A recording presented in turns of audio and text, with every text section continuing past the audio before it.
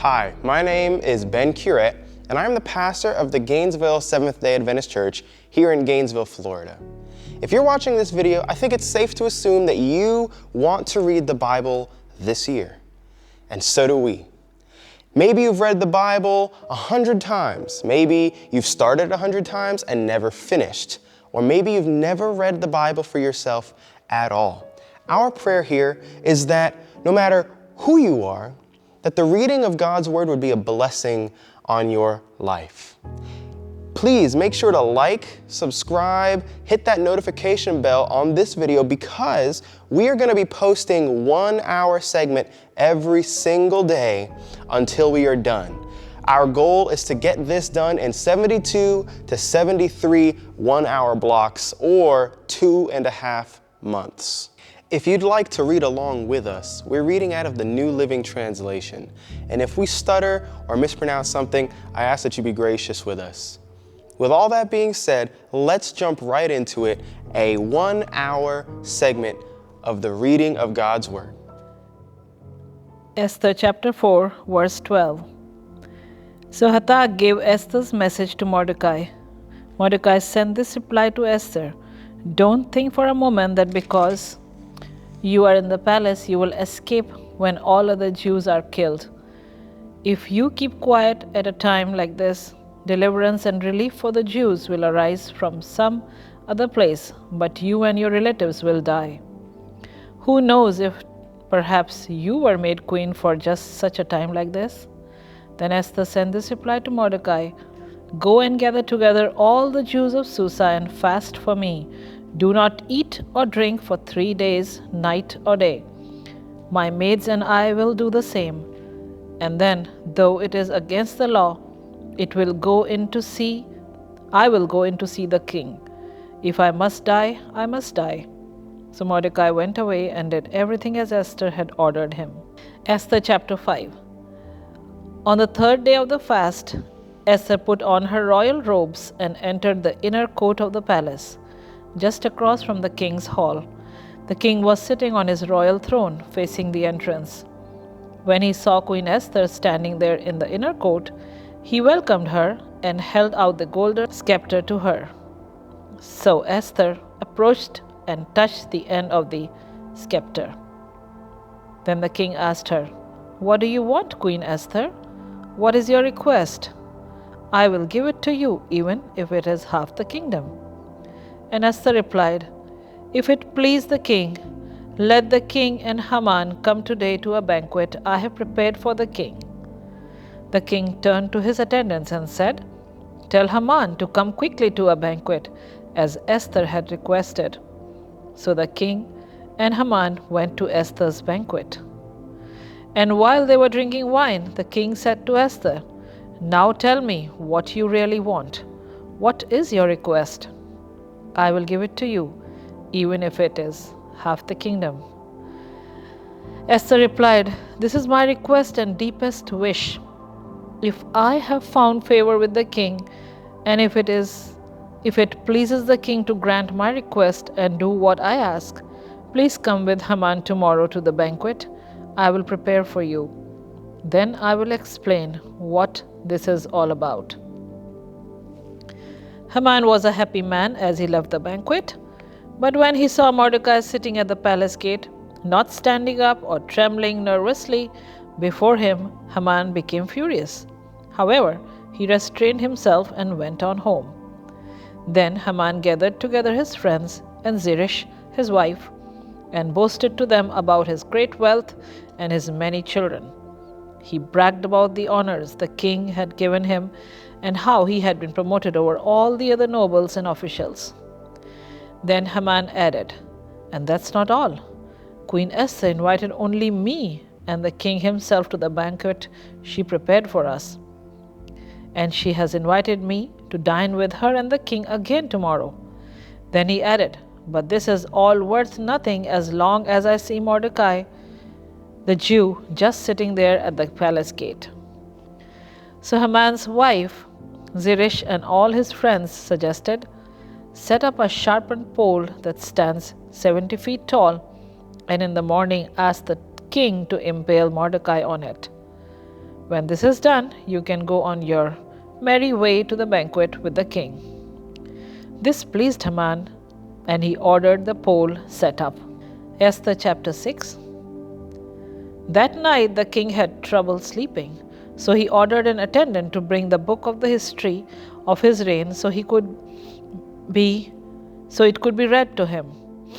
In those records, he discovered an account of how Mordecai had exposed the plot of Bigthana and Teresh, two of the eunuchs who guarded the door to the king's private quarters. They had plotted to assassinate King Xerxes. "What reward or recognition did we ever give Mordecai for this?" the king asked. His attendants replied, "Nothing has been done for him." "Who is that in the outer court?" the king inquired. As it happened, Haman had just arrived in the outer court of the palace to ask the king to impale Mordecai on the pole he had prepared. So the attendants replied to the king, "Haman is out in the court. Bring him in," the king ordered. So Haman came in, and the king said, "What should I do to honor a man who truly pleases me?" Haman thought to himself, "Whom would the king wish to honor more than me?" So he replied, "If the king wishes to honor someone, he should bring out one of the king's own royal robes, as well as a horse that the king himself has ridden, one with a royal emblem on its head. Let the robes and the horse be banded over to one of the king's most noble officials, and let him see that the man whom the king wishes to honor is dressed in the king's robes and led through the city square on the king's horse. Have the officials shout as they go, 'This is what the king does for someone he wishes to honor.'" "Excellent," the king said to Haman. "Quick, take the robes and take my horse, and do just as you have said for Mordecai the Jew, who sits in the gate of the palace. Leave out nothing you have suggested." So Haman took the robes and put them on Mordecai, placed him on the king's own horse, and led him through the city square, shouting, "This is what the king does for someone he wishes to honor." Afterward, Mordecai returned to the palace gate, but Haman hurried home, dejected and completely humiliated. When Haman told his wife Zeresh and all his friends what had happened, his wise advisers and his wife said, "Since Mordecai, this man who has humiliated you, is of Jew birth, you will never succeed in your plans against him. It will be fatal to continue opposing him." While they were still talking, the king's eunuchs arrived and quickly took Haman to the banquet Esther had prepared. Esther chapter 7. So the king and Haman went to Queen Esther's banquet.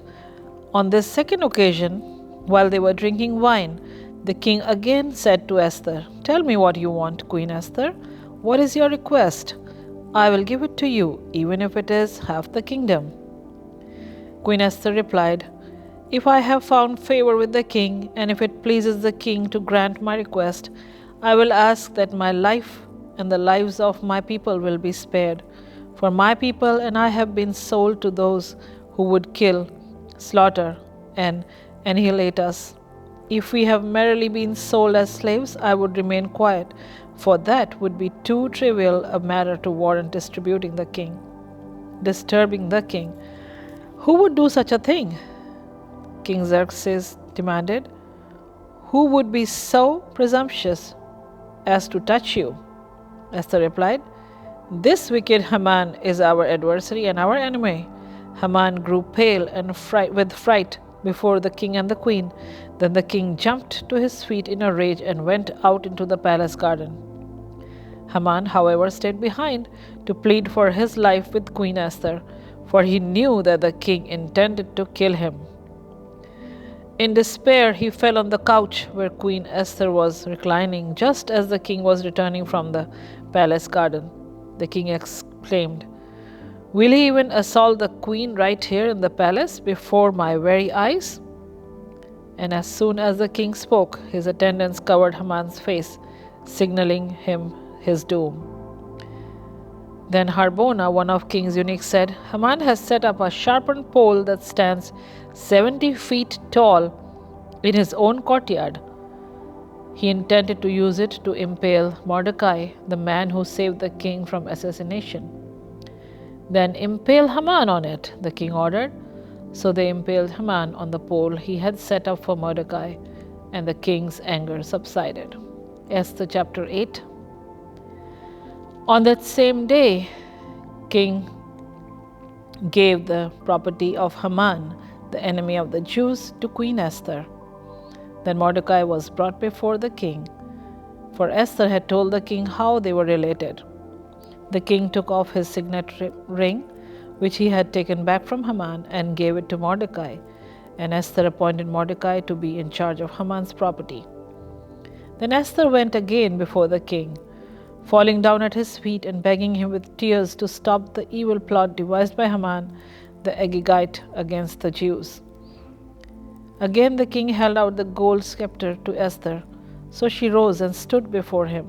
Esther said, If it please the king, and if I have found favor with him, and if he thinks it is right, and if I am pleasing to him, let there be a decree that reverses the orders of Haman, son of Hammedatha the Agagite, who ordered that Jews throughout all the king's provinces should be destroyed. For how can I endure to see my people and my family slaughtered and destroyed? Then king said to Queen Esther and Mordecai the Jew, I have given Esther the property of Haman, and he has been impaled on a pole because he tried to destroy the Jews.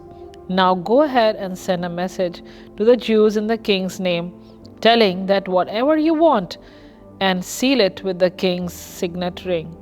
But remember that whatever has already been written in the king's name and sealed with this signet ring can never be revoked. So on June 25, the king's secretaries were summoned, and a decree was written exactly as Mordecai dictated. It was sent to the Jews, to the highest officers, the governors, and the nobles of all the 127 provinces, stretching from India to Ethiopia. The decree was written in the scripts and languages of all the people of the empire, including that of the Jews. The decree was written in the name of King Xerxes and sealed with the king's signet ring. Mordecai sent the dispatches by swift messengers who rode fast horses, specially bred for the king's service.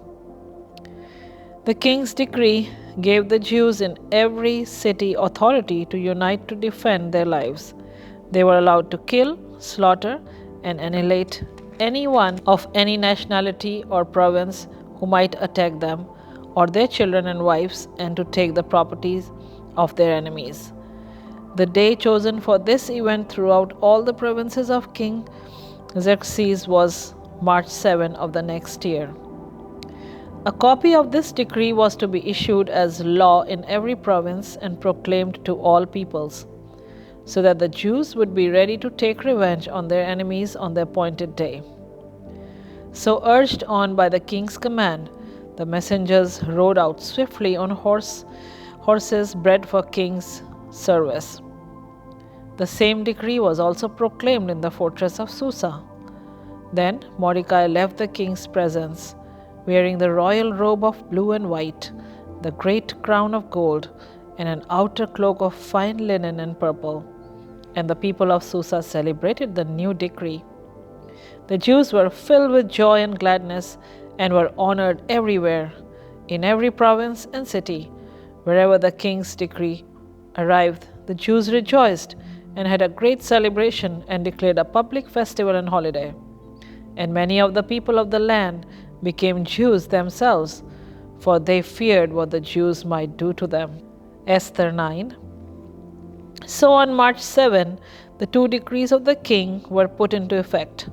On that day, the enemies of the Jews had hoped to overpower them, but quite the opposite happened. It was the Jews who overpowered their enemies. The Jews gathered in their cities throughout all the king's provinces to attack anyone who tried to harm them. But no one could make a stand against them, for everyone was afraid of them. and all the nobles of the provinces, the highest officers, the governors, and the royal officials helped the Jews for fear of Mordecai. For Mordecai had been promoted in the king's palace, and his fame spread throughout all the province as he became more and more powerful. So the Jews went ahead on the appointed day and struck down their enemies with the sword. They killed and annihilated other enemies and did as they pleased with those who hated them. In the fortress of Susa itself, the Jews killed 500 men. They also killed Parsandhata, Delphon, Aspatha, Puratha, Adalia, Aridata, Parmasatha, Arisai, Aridai, and Vizatha, the 10 sons of Haman, sons of Hamadita, the enemy of the Jews. But they did not take any plunder. That very day, when the king was informed of the number of people killed in the fortress of Susa, he called for Queen Esther. He said, "The Jews have killed 500 men in the fortress of Susa alone, as well as Haman's 10 sons.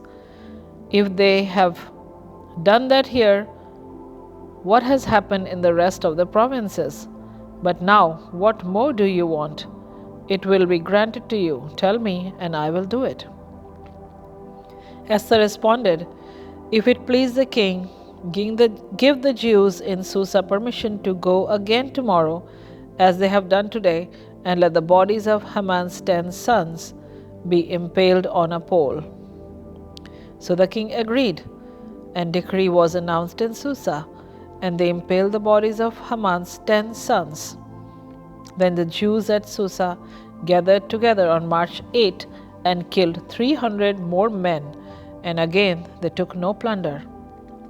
Meanwhile, the other Jews throughout the king's provinces had gathered together to defend their lives. They gained relief from all their enemies, killing 75,000 of those who hated them, but they did not take any plunder. This was done throughout the provinces on March 7, and on March 8 they rested, celebrated their victory with a day of feasting and gladness. So to this day, rural Jews living in remote villages celebrate an annual festival and holiday on the appointed day in late winter, when they rejoice and send gifts of food to each other. Mordecai recorded these events and sent letters to the Jews near and far throughout all the provinces of King Xerxes, calling on them to celebrate an annual festival on these 2 days. He told them to celebrate these days with feasting and gladness, and by giving gifts of food to each other and presents to the poor. This would commemorate a time when the Jews gained relief from their enemies, when their sorrows was turned into gladness and their mourning into joy. So the Jews accepted Mordecai's proposal and adopted this annual custom. Haman, son of Hamadetha, the Agati, the enemy of the Jews, had plotted to crush and destroy them on the date determined by casting lots. But when Esther came before the king, he issued a decree causing Haman's evil plot to backfire, and Haman and his sons were impaled on a sharpened pole. That is why this celebration is called Purim, because it is the ancient word for casting lots. So because of Mordecai's letter and because of what they had experienced, the Jews throughout the realm agreed to inaugurate this tradition and to pass it on to their descendants and to all who became Jews. They declared they would never fail to celebrate these 2 prescribed days at the appointed time each year. These days would be remembered and kept from generation to generation and celebrated by every family throughout the provinces and cities of the empire. This festival of Purim would never cease to be celebrated among the Jews, nor would the memory of what happened ever die out among their descendants. Then Queen Esther, the daughter of Abihail, along with Mordecai the Jew, wrote another letter putting the queen's full authority behind Mordecai's letter to establish the festival of Purim. Letters wishing peace and security were sent to the Jews throughout the 127 provinces of the empire of Xerxes. These letters established the festival of Purim, an annual celebration of these days, at the appointed time, decreed by both Mordecai and the Jew and Queen Esther.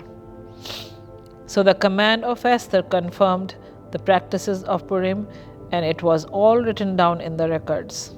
Esther chapter 10.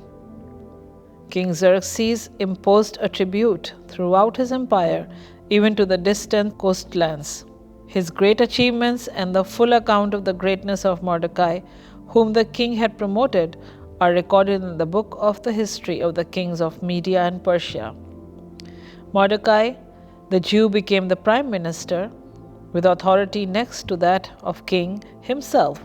He was very great among the Jews, who held him in high esteem because he continued to work for the good of his people and to speak up for the welfare of all their descendants. The book of Job, chapter 1. There once was a man named Job who lived in the land of Uz. He was blameless, a man of complete integrity. He feared God and stayed away from evil. He had 7 sons and 3 daughters. He owned 7,000 sheep, 300 camels, 500 teams of oxen, and 500 female donkeys. He also had many servants. He was, in fact, the richest person in that entire area. Job's son would take turns preparing feasts in their homes, and they would also invite their 3 sisters to celebrate with them. When these celebrations ended, sometimes after several days, Job would purify his children. He would get up early in the morning and offer a burnt offering for each of them. For Job said to himself, "Perhaps my children have sinned and have cursed God in their hearts." This was Job's regular practice. One day, the members of the heavenly court came to present themselves before the Lord, and the accuser, Satan, came with them. "Where have you come from?" the Lord asked Satan. Satan answered the Lord, "I have been patrolling the earth, watching everything that's going on." Then the Lord asked Satan, "Have you noticed my servant Job? He is the finest man in all the earth. He is blameless, a man of complete integrity. He fears God and stays away from evil." Satan replied to the Lord, "Yes, but Job has good reason to fear God. You have always put a wall of protection around him and his house and his property. You have made him prosper in everything he does. Look how rich he is. But reach out and take away everything he has, and he will surely curse you to your face." "All right, you may test him," the Lord said to Satan. "Do whatever you want with everything he possesses, but don't harm him physically." So Satan left the Lord's presence. One day, when Job's son and daughters were feasting at the oldest brother's house, a messenger arrived at Job's home with this news: "Your oxen were plowing with the donkeys and feeding beside them when the Sabines raided us, then stole all the animals and killed all the farmholds. I am the only one who escaped to tell you." While he was still speaking, another messenger arrived with this news: "The fire of the God has fallen from heaven and burned up your sheep and all the shepherds. I am the only one who escaped to tell you." While he was still speaking, a third messenger arrived with this news: "3 bands of Chaldean raiders have stolen your camels and killed your servants. I am the only one who escaped to tell you." While he was still speaking, another messenger arrived with this news: "Your sons and daughters were feasting in their oldest brother's home. Suddenly, a powerful wind swept in from the wilderness and hit the house on all sides. The house collapsed, and all your children are dead. I am the only one who escaped to tell you." Job stood up and tore his robe in grief. Then he shaved his head and fell to the ground to worship. He said, I came naked from my mother's womb, and I will be naked when I leave. The Lord gave me what I had, and the Lord has taken it away. Praise the name of the Lord. In all of this, Job did not sin by blaming God. Job chapter 2.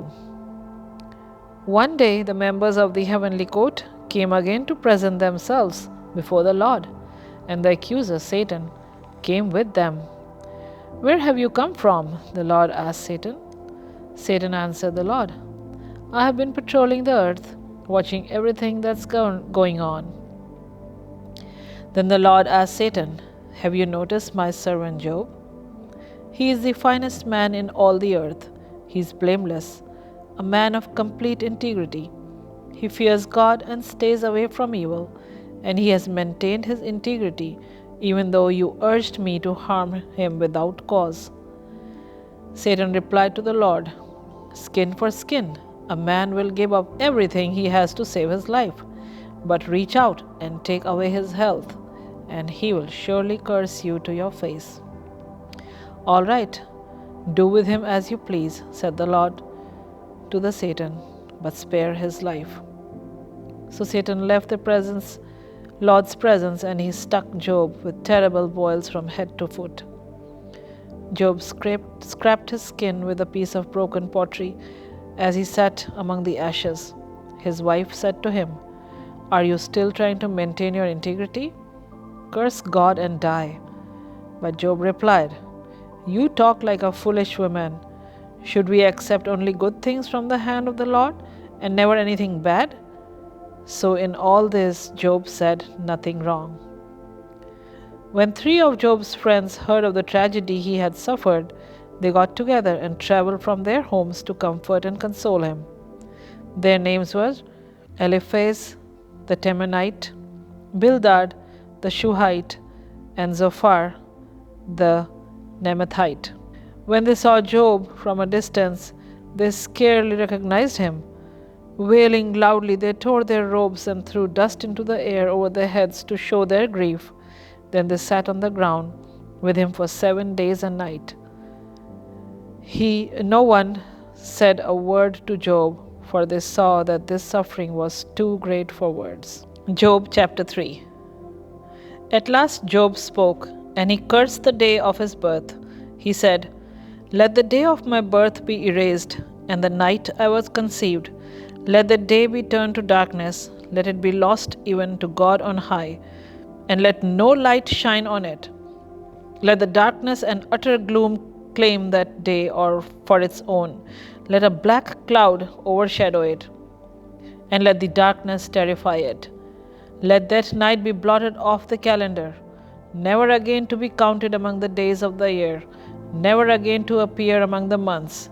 Let that night be childless, let it have no joy. Let those who are experts at cursing, whose cursing could rouse Leviathan, curse that day. Let its morning stars remain dark. Let it hope for light, but in vain. May it never see the morning light.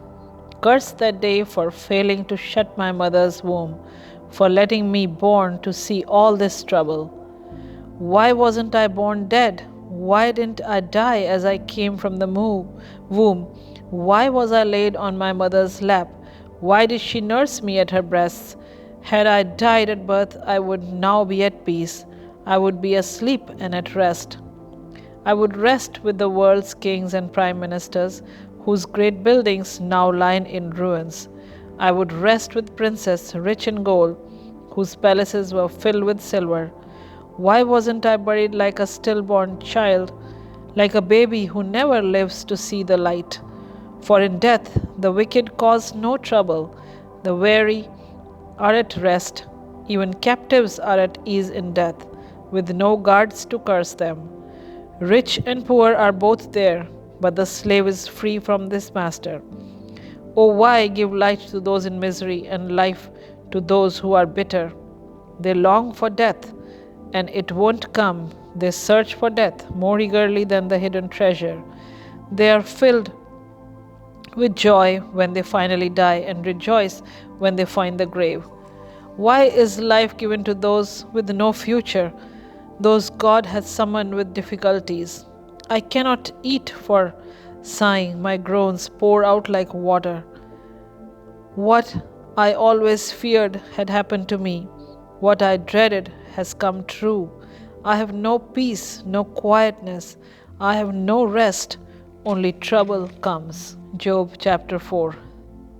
Then Eliphaz the Temanite replied to Job, "Will you be patient and let me say a word? For who could keep from speaking out? In the past you have encouraged many people.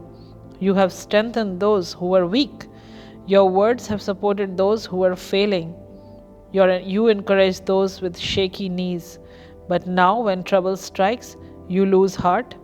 You are terrified when it touches you. Doesn't your reverence for God give you confidence? Doesn't your life of integrity give you hope? Stop and think. Do the innocent die? When have the upright been destroyed? My experience shows that those who plant trouble and cultivate evil will harvest the same. A breath from God destroys them. They vanish in a blast of his anger. The lion roars and the wild cat snarls. But the teeth of strong lions will be broken. The fierce lion will starve for lack of prey, and the cubs of the lioness will be scattered. This truth was given to me in secret, as though whispered in my ear. It came to me in disturbing vision at night, when people are in deep sleep. Fear gripped me, and my bones trembled. A spirit swept past my face, and my hair stood on end. The spirit stopped, but I couldn't see its shape. There was a form before my eyes. In the silence, I heard a voice say, "Can a mortal be innocent before God? Can anyone be pure before the Creator? If God does not trust his own angels and has charged his messengers with foolishness, how much less will he trust people made of clay? They are made of dust, crushed as easily as a moth. They are alive in the morning, but dead by evening, gone forever without a trace. Their tent cords are pulled, and the tent collapses, and they die in ignorance." Job chapter 5. Cry for help, but will anyone answer you? Which of the angels will help you? Surely resentment destroys the fool, and jealousy kills the simple. I have seen that fools may be successful for the moment, then comes sudden disaster. Their children are abandoned far from help. They are crushed in court with no one to defend them. The hungry devour their harvest, even when it is guarded by brambles. The thirsty pant after their wealth, but evil does not spring from the soil, and trouble does not sprout from the earth. People are born for trouble as readily as sparks fly up from a fire. If I were you, I would go to God and present my case to him. He does great things, too marvelous to understand. He performs countless miracles. He gives rain for the earth and water for the fields. He gives prosperity to the poor and protects those who suffer. He frustrates the plans of schemers, so the work of their hands will not succeed. He traps the wise in their own cleverness, so their cunning schemes are thwarted. They find it is dark in the daytime, and they group at noon as if it were night. He rescues the poor from the cutting words of the strong, and rescues them from the clutches of the powerful. And so, at last, the poor have hope, and the snapping jaws of the wicked are shut. But consider the joy of those corrected by God. Do not despise the disciple of the Almighty when you sin. For whom he wounds, he also bandages. He strikes, but his hand also heals. From 6 disaster he will rescue you. Even in the 7th, he will keep you from evil. He will save you from death in time of famine, from the power of the sword in time of war. You will be safe from slander and have no fear when destruction comes. You will laugh at destruction and famine. Wild animals will not terrify you. You will be at peace with the stones of the field, and its wild animals will be at peace with you. You will know that your home is safe. When you survey your possessions, nothing will be missing. You will have many children. Your descendants will be as plentiful as grass. You will go to the grave at a ripe old age, like a sheaf of grass, of grain harvested at the proper time. We have studied life and found all this to be true. Listen to my counsel and apply it to yourself. Job chapter 6. Then Job spoke again. If my misery could be weighed and my troubles be put on the scales, they would outweigh all the sands of the sea. This is why I spoke impulsively. For the Almighty has struck me down with his arrows. Their poison infects my spirit. God's terrors are lined up against me. Don't I have a right to complain? Don't wild animals bray when they find no grass, and oxen bellow when they have no food? Don't people complain about unsalted food? Does anyone want the tasteless white of an egg? My appetite disappears when I look at it. I gag at the thought of eating it. Oh, that I might have my request, that God would grant my desire. I wish he would crush me. I wish he would reach out his hand and kill me. At least I can take comfort in this. Despite the pain, I have not denied the words of the Holy One. But I don't have the strength to endure. I have nothing to live for. Do I have the strength of a stone? Is my body made of bronze? No, I am utterly helpless, without any chance of success. One should be kind to a fainting friend, but you accuse me without my fear of the Almighty. My brothers, you have proved as unreliable as a seasonal brook that overflows its banks in the spring, when it is swollen with ice and melting snow. But when the hot weather arrives, the water disappears, the brook vanishes in the heat. The caravans turn aside to be refreshed, but there is nothing to drink, so they die. The caravans from Tema search for this water. The travelers from Sheba hope to find it. They count on it, but you are disappointed. When they arrive, their hopes are dashed. You too have given no help. You have seen my calamity, and you are afraid. But why? Have I ever asked you for a gift? Have I begged for anything of yours for myself? Have I asked you to rescue me from my enemies, or to save me from ruthless people? Teach me, and I will keep quiet. Show me what I have done wrong. Honest words can be painful, but what do your criticisms amount to? Do you think your words are convincing when you disregard my cry of desperation? You would even send an orphan into slavery or sell a friend. Look at me. Would I lie to your face? Stop assuming my guilt, for I have done no wrong. Do you think I am lying? Don't I know the difference between right and wrong? Job chapter 7. Is not all human life a struggle? Our lives are like that of a hired hand, like a worker who longs for the shade, like a servant waiting to be paid. I too have been assigned months of futility, long and weary nights of misery. Lying in bed, I think, when will it be morning? But the night drags on, and I toss till dawn. My body is covered with maggots and scabs. My skin breaks open, oozing with pus. My days fly faster than a weaver's shuttle. They end without hope. O God, remember that my life is but a breath, and I will never again feel happiness. You see me now, but not for long. You will look for me, but I will be gone. Just as a cloud dissipates and vanishes, those who die will not come back. They are gone forever from their home, never to be seen again. I cannot keep speaking. I must express my anguish. My bitter soul must complain. Am I a sea monster or a dragon that you must place me under guard? I think my bed will comfort me and sleep will ease my misery. But then you shatter me with dreams and terrify me with visions. I would rather be strangled, rather die than suffer like this. I hate my life and don't want to go on living. Oh, leave me alone for my few remaining days. What are people that you should make so much of us, that you should think of us so often?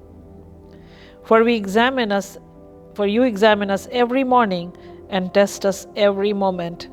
Why won't you leave me alone, at least long enough for me to swallow? If I have sinned, what have I done to you? O watcher of all humanity, why make me your target? Am I a burden to you? Why not you forgive my sin and take away my guilt? For soon I will lie down in the dust and die. When you look for me, I will be gone. Job chapter 8. Then Bildad replied to Job, How long will you go on like this? You sound like a bursting wind. Does God twist justice? Does the Almighty twist what is right?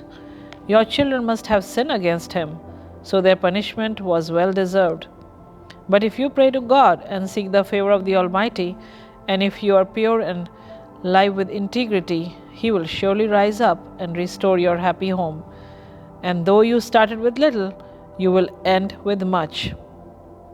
Just as the precious generation, pay attention to the experience of our ancestors, for we were born but yesterday and now nothing, and know nothing. Our days on earth are as fleeting as a shadow. But those who came before us will teach you. They will teach you the wisdom of old. Can papyrus reeds grow tall without a marsh? Can marsh grass flourish without water? While they are still flowering, not ready to be cut, they begin to wither from more quickly than grass. The same happens to all who forget God. The hopes of the godless evaporate. Their confidence hangs by a thread. They are leaning on a spider's web. They cling to their home for security, but it won't last. They try to hold it tight, but it will not endure. The godless seem like a lush plant growing in the sunshine. Its branches spreading across the garden. Its roots grow down through a pile of stones. It takes hold on a bed of rocks. But when it is uprooted, it's as though it never existed. It's the end of its life. The others spring up from the earth to replace it.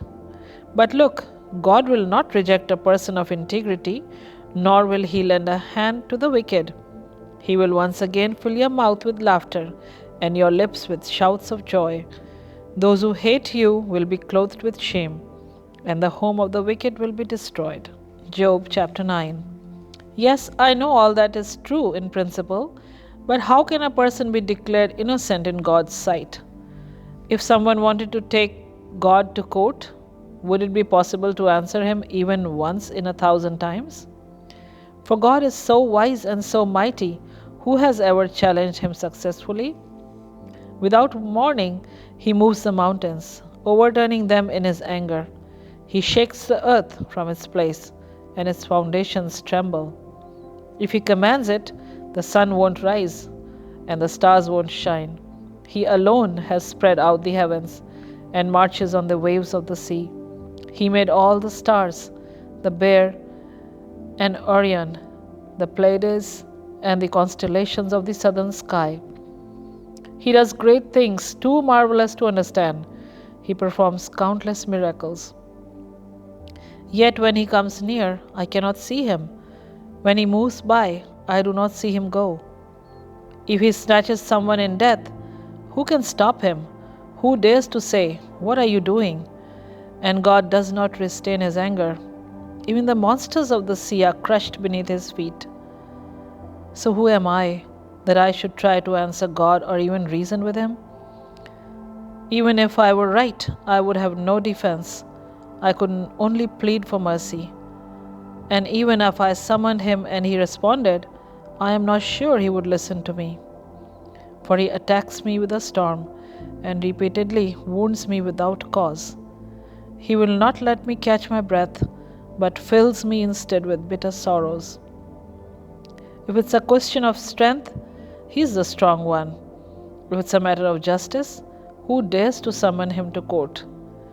Though I am innocent, my own mouth would pronounce me guilty. Though I am blameless, it would prove me wicked. I am innocent, but it makes no difference to me. I despise my life. Innocent or wicked, it is all the same to God. That's why I say, He destroys both the blameless and the wicked. When a plague sweeps through, He laughs at the death of the innocent.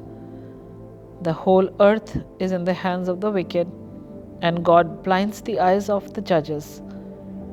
If He is not the one who does it, who is? My life passes more swiftly than a runner. It flees away without a glimpse of happiness. It disappears like a swift perilous boat, like an eagle swooping down on its prey. If I decided to forget my complaints, to put away my sad face and be cheerful, I would still dread all the pain, for I know You will not find me innocent, O God. Whatever happens, I will be found guilty. So what's the use of trying?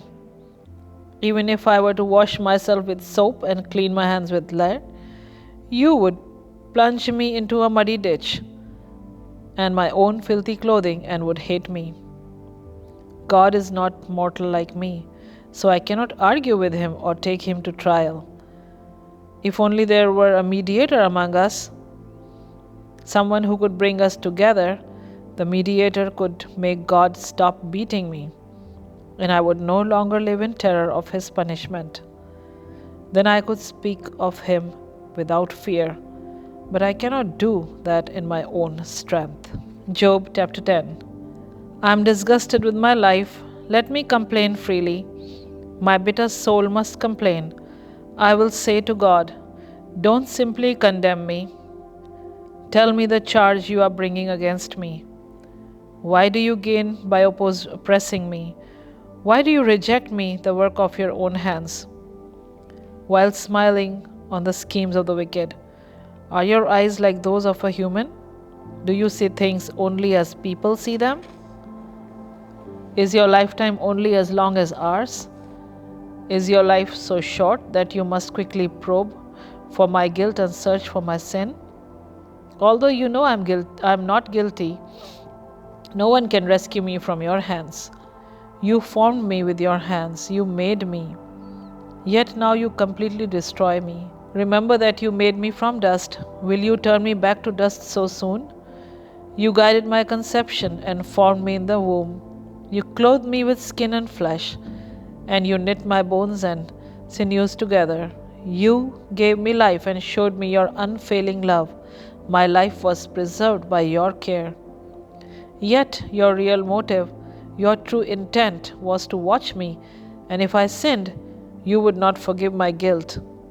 If I am guilty, too bad for me, and even if I am innocent, I can't hold my head high, because I am filled with shame and misery. And if I hold my head high, You hunt me like a lion and display Your awesome power against me. Again and again You witness against me. You pour out Your growing anger on me and bring fresh armies against me. Why then did You deliver me from my mother's womb? Why didn't You let me die at birth? It would be as though I have never existed. Going directly from the womb to the grave, I have only a few days left, so leave me alone, that I may have a moment of comfort before I leave, never to return, for the land of darkness and utter gloom. It is a land as dark as midnight, a land of gloom and confusion, where even the light is dark as midnight. Job chapter 11. Then Zophar the Naamathite replied to Job, shouldn't someone answer this torrent of words? Is a person proved innocent just by a lot of talking? Should I remain silent while you babble on me? When you mock God, shouldn't someone make you ashamed? You claim, my beliefs are pure, and I am pure in the sight of God. If only God would speak, if only He would tell you what He thinks, if only He would tell you the secrets of wisdom, for true wisdom is not a simple matter. Listen, God is doubtless punishing you far less than you deserve. Can you solve the mysteries of God? Can you discover everything about the Almighty? Such knowledge is higher than the heavens, and who are you? It is deeper than the underworld. What do you know? It is broader than the earth and wider than the sea.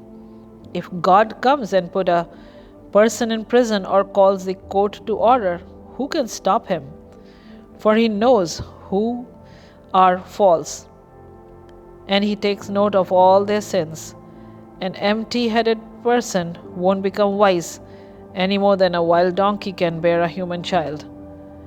If only you could prepare your heart and lift up your hands to Him in prayer, get rid of your sins and leave all your iniquity behind you. Then your face will brighten with innocence. You will be strong and free of fear. You will forget your misery. It will be like water flowing away. Your life will be brighter than the noonday. Even darkness will be as bright as morning. Having hope will give you courage. You will be protected with and will rest in safety. We will lie down unafraid, and many will look to you for help. But the wicked will be blinded. They will not escape. Their only hope is death. Job chapter 12. Then Job spoke again. You people really know everything, don't you? And when you die, wisdom will die with you. Well, I know a few things myself, and you are no better than I am. Who doesn't know these things you have been saying? Yet my friends laugh at me, for I call on God and expect an answer. I am a just and blameless man, yet they laugh at me. People who are at ease mock those in trouble. They give a push to people who are stumbling. But robbers are left in peace, and those who provoke God in safety, though God keeps them in His power. Just ask the animals, and they will teach you. Ask the birds of the sky, and they will tell you. Speak to the earth, and it will instruct you. Let the fish in the sea speak to you, for they all know that my disaster has come from the hand of the Lord. For the life of every living thing is in His hand, and the breath of every human being. The ears test the words it hears, just as the mouth distinguishes between foods. Wisdom belongs to the aged, and understanding to the old. But true wisdom and power are found in God. Counsel and understanding are His. What He destroys cannot be rebuilt. When He puts someone in prison, there is no escape. If He holds back the rain, the earth becomes a desert. If He releases the waters, they flood in the earth. Yes, strength and wisdom are His. Deceivers and deceived are both in His power. He leads counselors away, stripped of good judgment. Wise judges become fools. He removes the royal robes of kings. They are led away with ropes around their waist. He leads priests away, stripped of status. He overthrows those with long years in power. He silences the trusted advisor and removes the insight of the elders. He pours disgrace upon princes and disarms the strong. He uncovers mysteries hidden in darkness. He brings light to the deepest gloom. He builds up nations and He destroys them. He extends nation and He abandons them. He strips king of understanding and leaves them wandering in a pathless wasteland. They group in the darkness without a light. He makes them stagger with drunkards. Thank you for joining us as we read through the entire Bible together. If this was a blessing to you, let's go ahead and now be the blessing for someone else today. Don't forget to like this video, subscribe, and share it with your friends and family. And we at Gainesville Seventh-day Adventist Church will see you tomorrow. Be blessed. Bye-bye.